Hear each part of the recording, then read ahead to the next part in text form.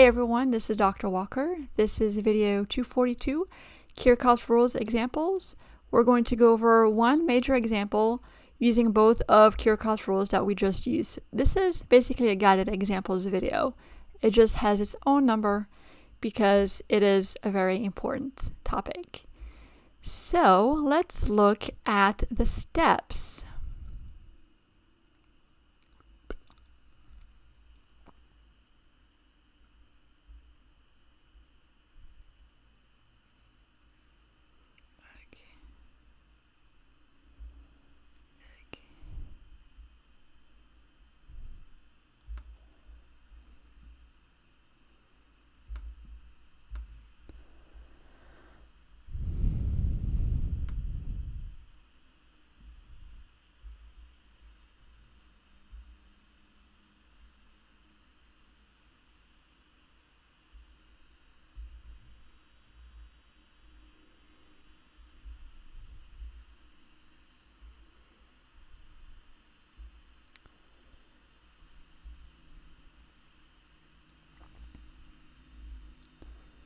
Hey everyone, this is Dr. Walker.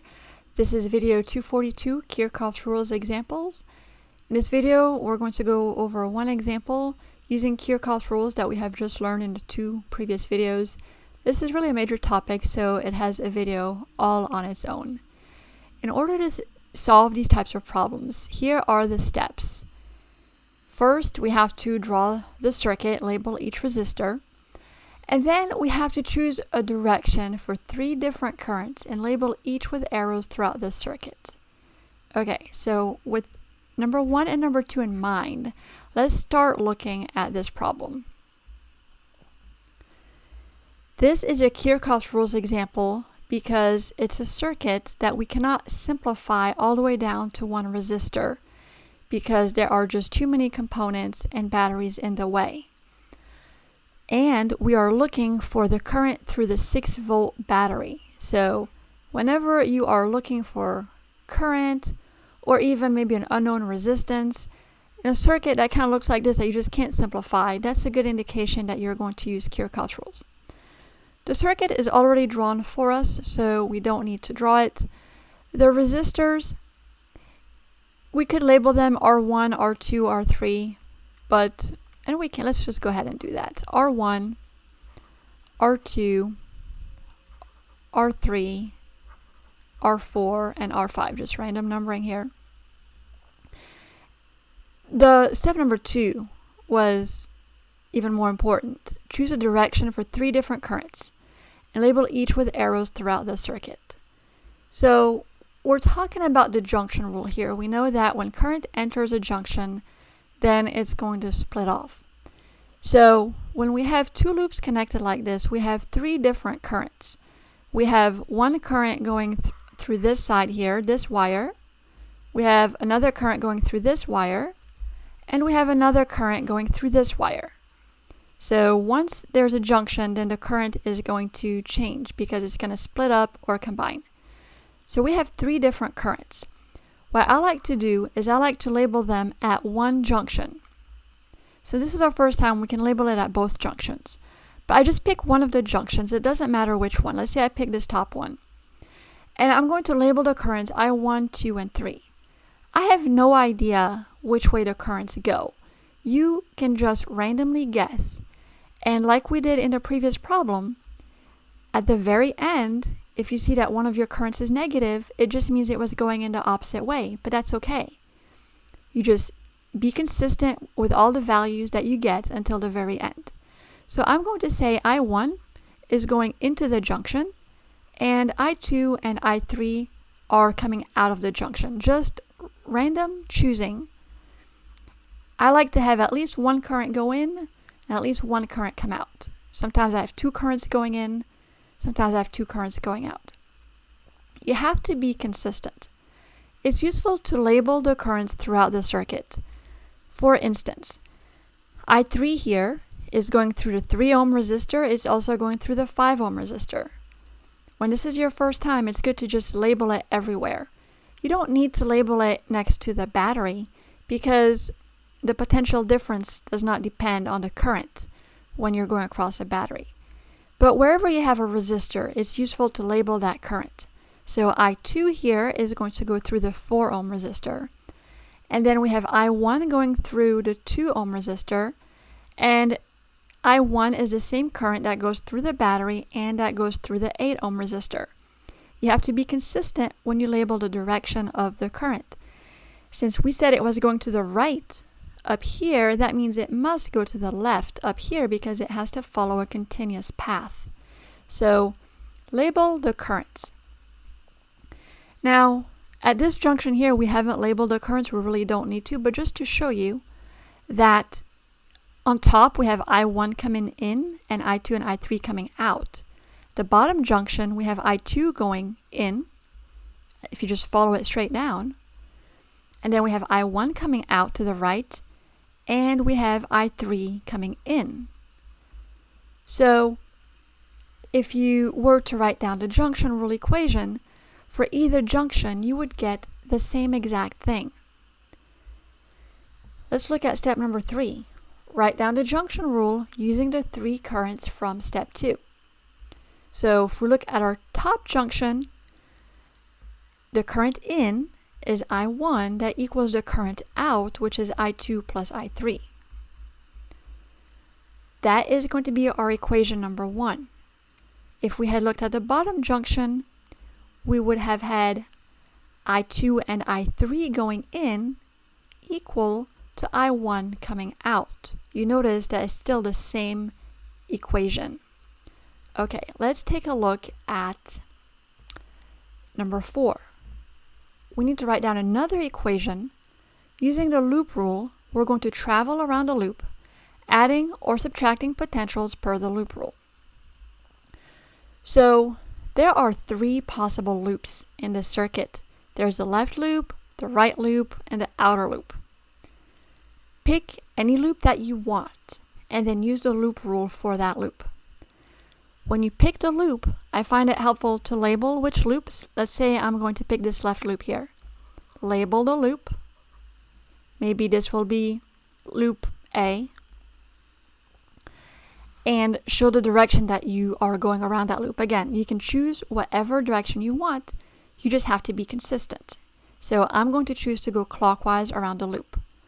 When using the loop rule, I like to label my starting point. I like to start off at the negative terminal of a battery. Just personal preference. The reason I like it is because then I can just imagine that I'm going through this battery and I'm getting some energy and then I can go around. But again, it really doesn't matter where you start. Okay, so I've picked my starting point. I'm going to go around this loop per the loop rule, adding potentials as I go. So per loop A here, I'm going to go up from the negative to the positive terminal. That is a plus 10 volt. And they're all going to be in volts, so I'm not going to write V for volt. I'm going up, up, up. I'm going to the right. I am going to the right. Am I going with or against the current? You can see the current is labeled right here. I'm going in the same direction as the current. When you go in the same direction as the current, is that a drop or a gain? Go back to your notes. When you go with the current, that is a drop. And it's always using IR. So a drop just means a negative IR. I actually like to write it as R times I. That's equivalent, right? But a lot of times you're given the resistances, and I just think it looks better if you put the number in front of the unknown variable.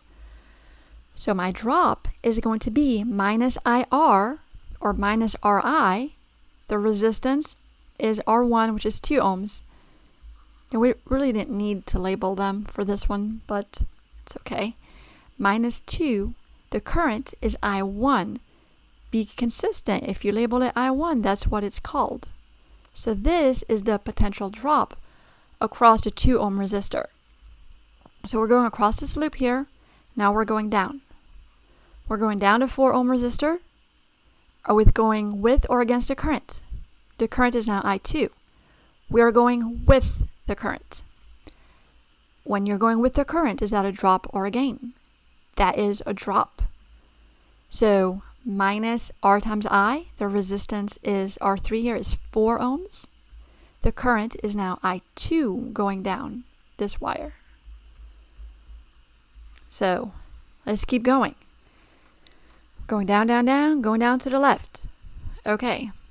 I feel like this was an auction a little bit. But anyway, so we're going to the left. We're going with the current because I1 is also going to the left. When you go with the current, is that a drop or a gain? That's a drop. So it's going to be minus 8 I1. Keep going, keep going. We're going up, up, and we're back to our starting point. We have our star. That tells us that we're done going across all of the loops, and the sum of all of these potential differences equals 0 per the loop rule. That's our first equation. What does the next step say? It says, step number 5, repeat step number 4 for another loop. So we can choose the right loop, we can choose the outer loop. It doesn't matter. I'm going to pick the right loop, and I am going to go counterclockwise. Why not? Let's just do something different. Counterclockwise, and I'm going to start here at the negative terminal. So that's going to be loop B. That's going to give us our third equation, equation 1, equation 2, equation 3. Okay, we're going up. We're going from a negative terminal to a positive terminal. Is that a drop or a gain in voltage? That's going to be a gain, plus 6. Okay, now we're going up. But now we're going against the current. So when you go against the current, is that a drop or a gain? That is a gain. So we have plus IR. The resistance R4 being 5 ohms, and the current is I3. And we actually don't even need the parentheses, right? Because it's just 5I3. There we go. Okay, we're going up, up, up. We are going across resistor 3. We're going to the left because we're going counterclockwise. We're going against the current. Is that a drop or a gain? That is a gain. Plus R times I, the resistance R2 is 3 ohms. Plus 3, the current is I3. Okay, we're going across this loop. We're going to the left. We're going down. Going down here, down to 4 ohm resistor. Are we going with or against the current? Well, the current is I2. We're going with the current because we're going down. With the current, is that a drop or a gain? That's a drop in voltage. Minus R times I, the resistance being 4 ohms, and the current being I2. Okay, we'll keep going down, down, down. We're going to the right, and we're back to where we started. So the sum of all of these potential differences equal 0. Okay, so that was a lot. Those are the equations that we have to write down by ourselves using the junction and loop rules. And now it's just algebra, but it is a lot of algebra because now we have 3 equations, 3 unknowns. So we have to solve a set of 3 equations, and we're usually just looking for one unknown, so it's better to solve it in a way that will give us that one unknown. So the current through the 6-volt battery that we're looking for is I3, right? I3, we said, was going down through the 6-volt battery. That's what we're looking for, I3. So, to solve this system of equations, let's go ahead and simplify the equations first. So, I'm going to rewrite I1 the same. The first equation, I1 equals I2 plus I3.